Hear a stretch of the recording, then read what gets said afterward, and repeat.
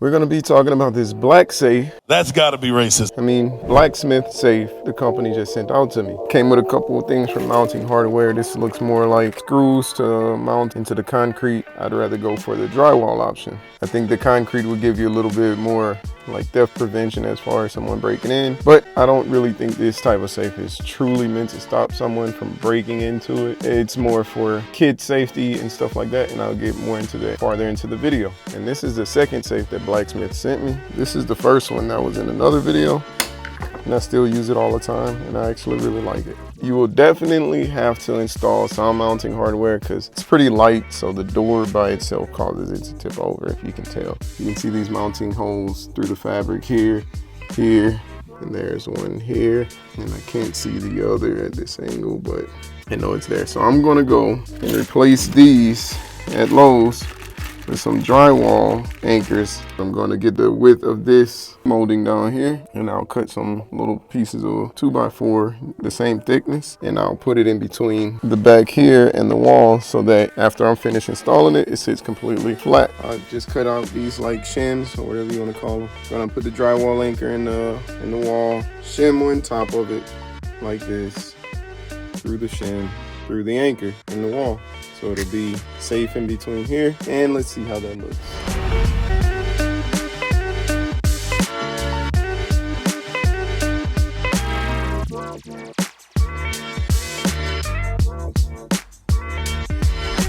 Okay, so I got the screws mounted.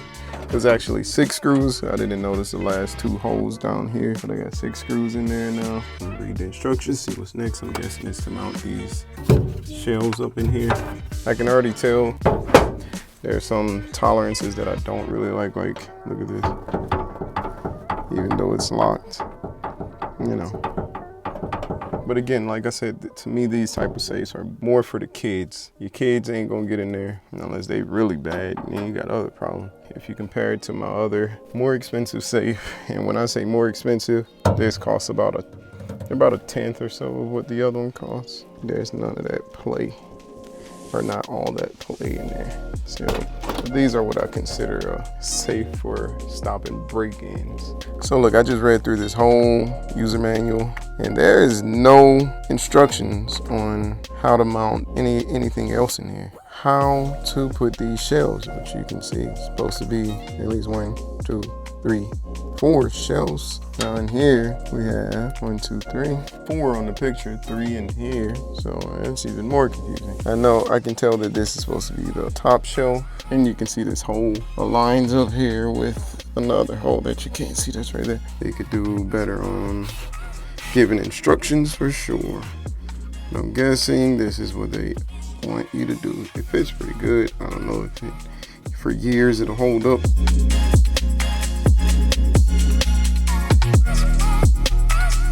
It has a shelf up here. You can put some stuff like your keys, maybe even hang your keys out of here.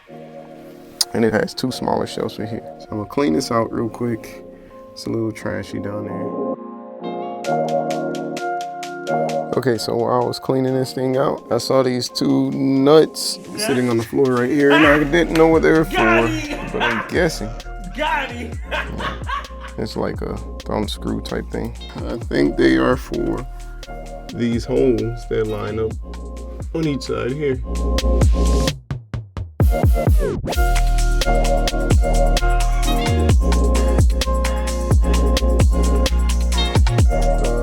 I put my wife's guns in there, and I'm not gonna lie, I like the way it sits. For some reason it says do not use lithium or a different brand of recharging batteries. And I'm a big fan of lithium batteries because they don't leak. If you never saw my video on that, I'll link it in the description. Regardless, I'm gonna put alkaline batteries. So it says original password is 1, 2, 3, 4, 5, 6 pound. So let's give it a shot.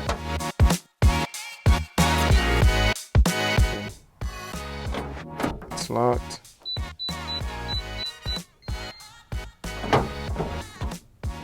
Perfect. Pretty nice. Locks up that quick. So I'm gonna change the password. Administrator password, registration. So it says with the door open, setting button is a little green button. Right there. So we're gonna wake this up. 0, 0. Setting button.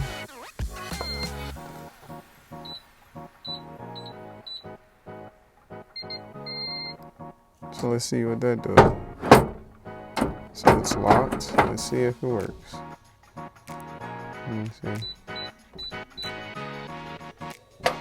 Yep.